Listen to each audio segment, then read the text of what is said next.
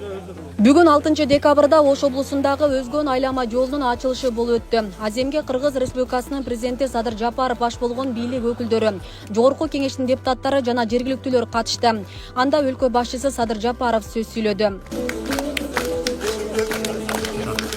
Эсиңиздерде болсо, Өзгөн шаар ичин аралап өткөн бул жолдун азабынан жаралган тыгын маселесин 2022-2023 жылдардагы элдик курултайда жана жогорку кеңеште депутаттар да көтөргөн эле.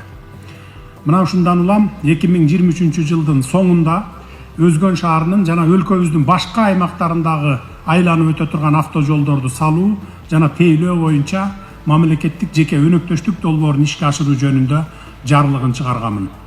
Эми мурунку жолдун шаар аралап өткөн бөлүгүн сыртка алып чыгуу менен Өзгөн шаарында тыгын азайып, шаар ичиндеги каттам жөнгө салынат деген ишеничтебиз. Буюрса, мындан ары жергиликтүү элдин убактысын алып, беймазага салып, ары бери өтүүдө жол кырсыгы сынды тобокелчиликтер жоюлат деп ойлойм. Биз мындан ары өлкөнүн чоң жолдорундагы ыңгайсыздыктарды четтетүү боюнча ушундай долбоорлорду колго алдык. Президент Садыр Жапаров бул сыяктуу мамлекеттик жеке форматындагы программаларды колдоонун ордуна айрым журналисттер жана өзүн оппозиция катары көрсөтүп жаткан топтор тарабынан эл арасында туура эмес маалыматтарды таратып жаткандар тууралуу да токтолду. Элдин жашоо шартын, мамлекеттин инфраструктурасын өнүктүрүүгө каршы чыгуу менен өлкөдөгү инвестициялык климатка терс таасирин тийгизүү аракеттери болуп жатканын айтты. Бирок буга карабастан мамлекет мындан ары дагы ички инвесторлор менен бир катар ири долбоорлорду ишке ашырууга даяр экенин белгиледи. Мындан 2 ай мурда маектеримде бул маселеге токтолдум эле, азыр ыңгайы келип турат, андыктан дагы бир жолу кайталап кетейин. Бул Өзгөн айланма жолу мамлекеттик жеке өнөктөштүк ыкмасы менен ишке ашырылган жол куруу тармагындагы биринчи долбоор болду. Ушундай эле ыкма менен бардык каалоочулар башка альтернативдүү акы төлөп жүрүүчү турчу жолдорду курууга катыша аласыздар. Бул ошол эле Суу Самыр Арал түндүк түштүк альтернативдүү жолу, узундугу 115 км, Алматы Кемин Ысык көл автожолу 150 км, Бишкек Кемин айланма жолу 105 км, Кемин районундагы Карабулак айылына чыгуу менен пландалган Алматы Узун Агаш Кара Кастек Сураншы Баатыр Кастек Карасай Баатыр автомобиль жолу, жалпы узундугу 84,4 км. Жок, бул жактан салат эле электесеңиздер, араңыздарда отургандардан болсо, мына Ош шаарынын айланма жолун алсаңыздар болот, 35 км, Ноокатта 12 км айланма жолу курулат. Жана башка дагы бир топ альтернативдүү жолдорду мамлекеттик жеке өнөктөштүк жолу менен салууга бергенге даярбыз. Дагы бир жолу кайталаймын, биз дээрлик бардык тармакта өзүбүздүн ишкерлерибизге, ички инвесторлорубузга артыкчылык беребиз. Ички инвесторлор келбесе, же алар кайсыл бир долбоорлорду технологиялык же каржылык жактан тоскоолдуктардан улам ишке ашыра албай турганга көзүбүз жетсе гана сырттан келген инвесторлорго бергенге аргасыз болобуз. Андай болгон учурда дагы сүйүнүшүбүз керек, эгер сырттан келген инвесторлор болсо. Анткени инвесторлор туруктуу өнүгүп жаткан өлкөлөргө гана келет. Ыркырашып, чыркырашып, жакшылыктарды жамандыкка буруп, ниети бузук журналисттери жалган маалыматтарды чындай кылып таратып турган өлкөлөрдөн албетте тыштан келген инвестор эле эмес, ички инвесторлорубуз дагы тышка качып чыгып кетишет. Мисал келтире кетейин. Биздин бай жарандарыбыз буга чейин чет өлкөлөрдө завод фабрикаларды салып, ошол жакта бизнес кылып келишкенин бардыгыңыздар жакшы билесиздер. Азыр ошолордун баарын мамлекет тараптан кепилдик берип, өлкөнүн ичине инвестиция салдырып жатабыз. Мисалы, кече Бабантты кабыл алдым. Азия Молдун аянтын, азыркы Азия Молдун аянтын чоңойтуп, тышкы келбетин жакшыртыш үчүн 18-20 миллион доллар акча салып атат. 50 миллион долларга технопарк куруп атат бүгүнкү күндө. Ушу январдын аягында ачылышын беребиз деп турабыз. Башка ички инвесторлорубузга азырынча аттарын атабай турайын, көлдүн жээгинен 10 гектар, 20 гектарлап жер бердик. Алар 100-150 миллион долларлык 5 жылдыздуу отелдерди, пансионаттарды салып башташты бүгүн.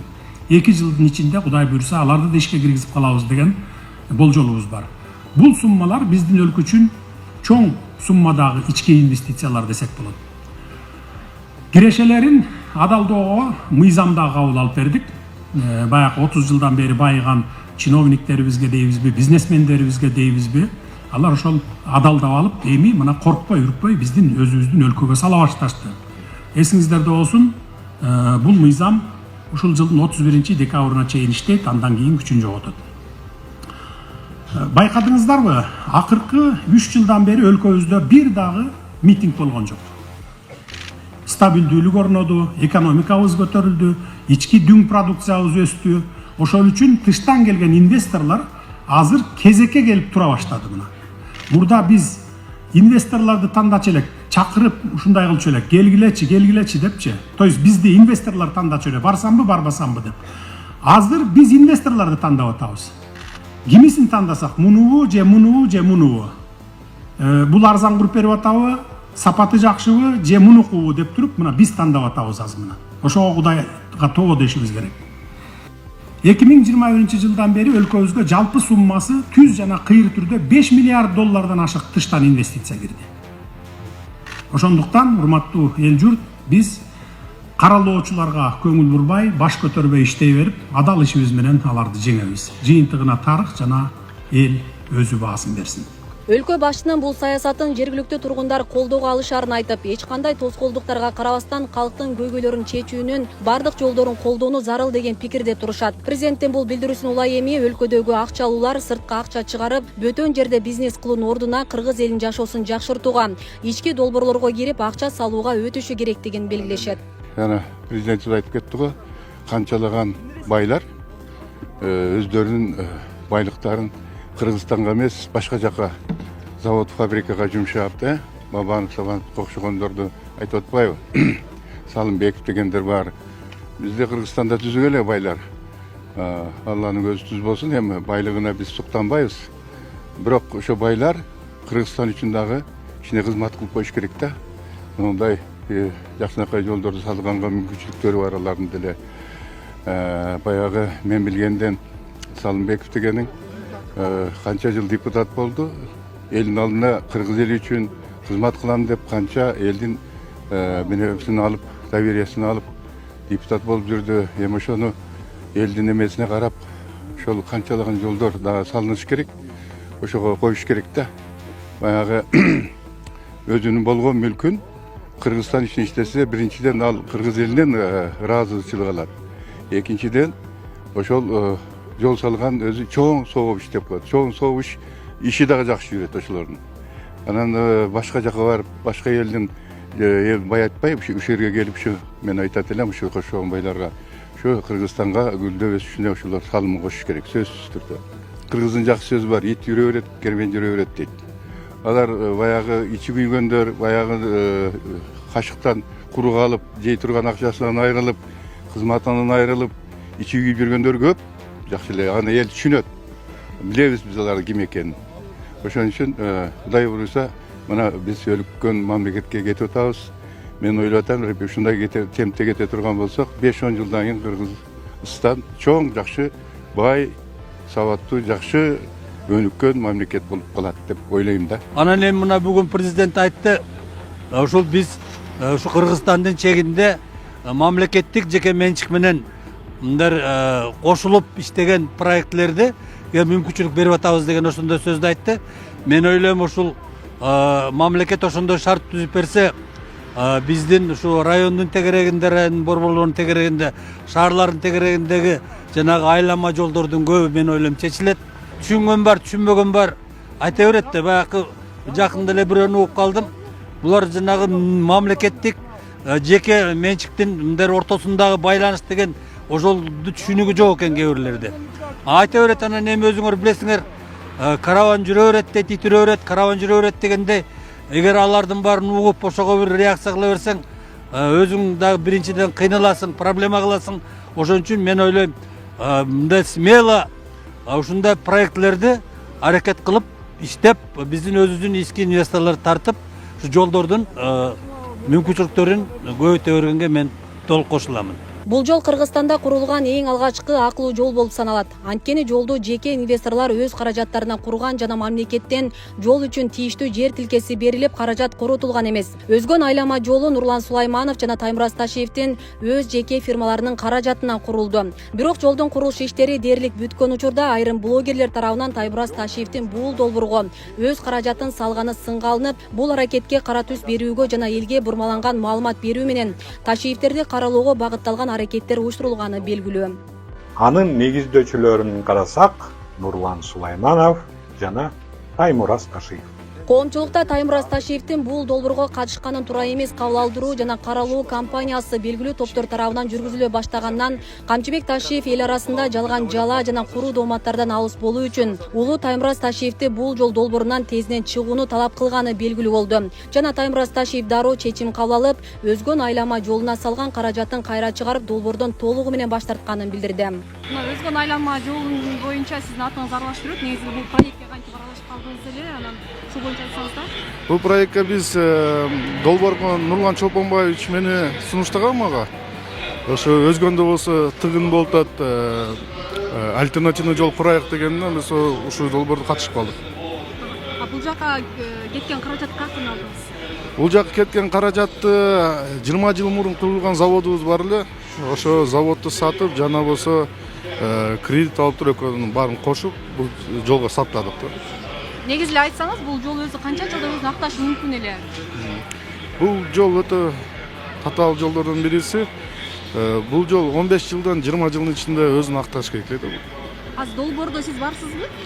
Бул долбоордо азыр мен жокмун.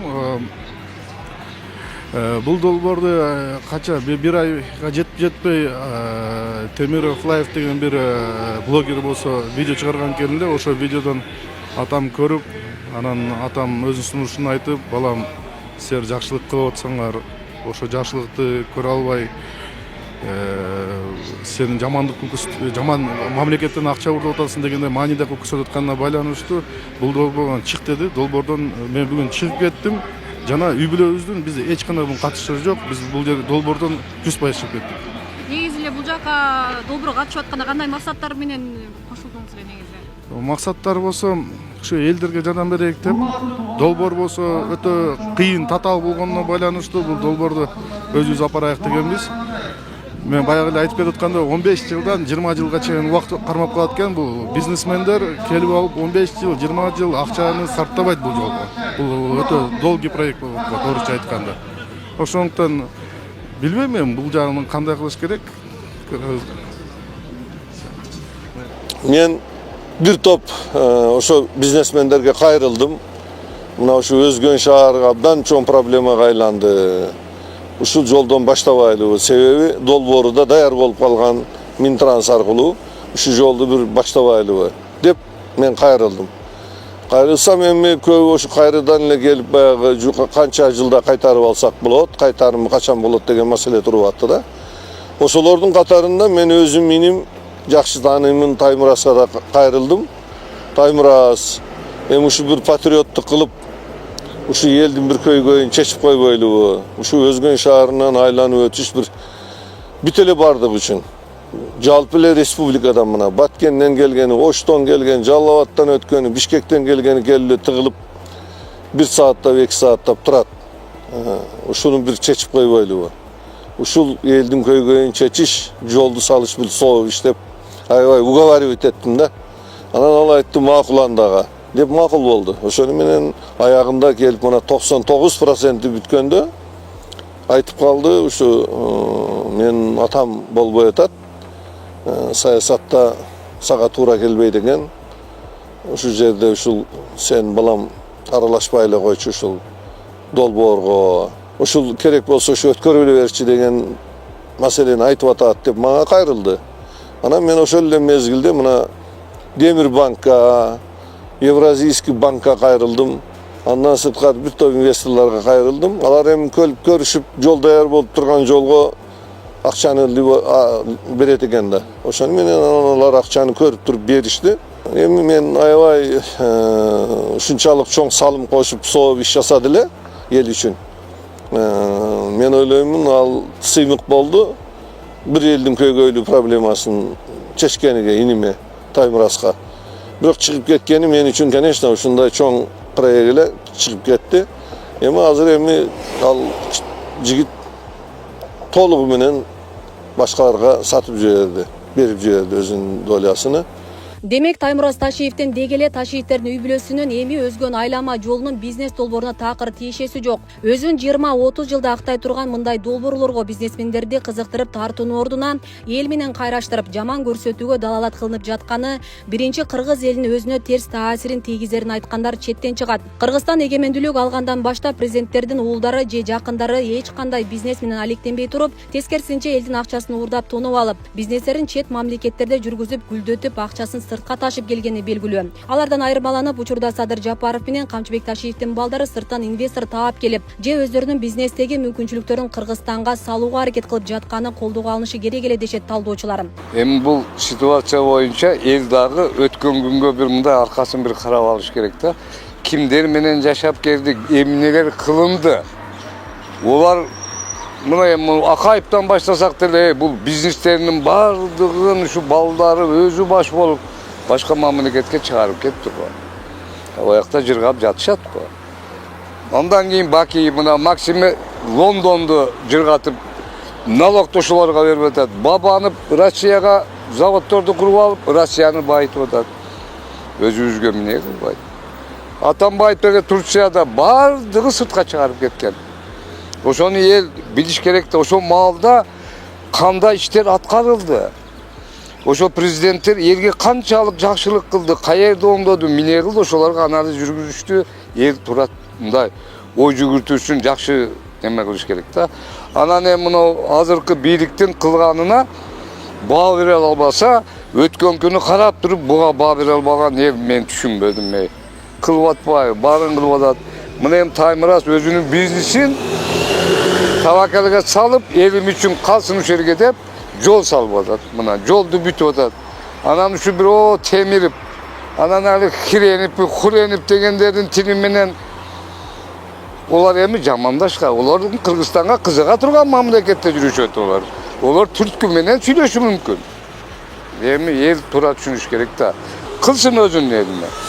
Көтөрүп кетпейт го. Алиги 30 жыл итибайлар көтөрүп ташыгандар өзүн бир жерге калыш керек да, азыркылар. Калтырып атпайбы. Эми Таймураздын кылганын билүү эми бул башка адам болсо, менин атам мындай болуп турганда мен башка жерден бил алып башка жака кетип ойноп жүрбөймүнбү деген ойдо болмок да.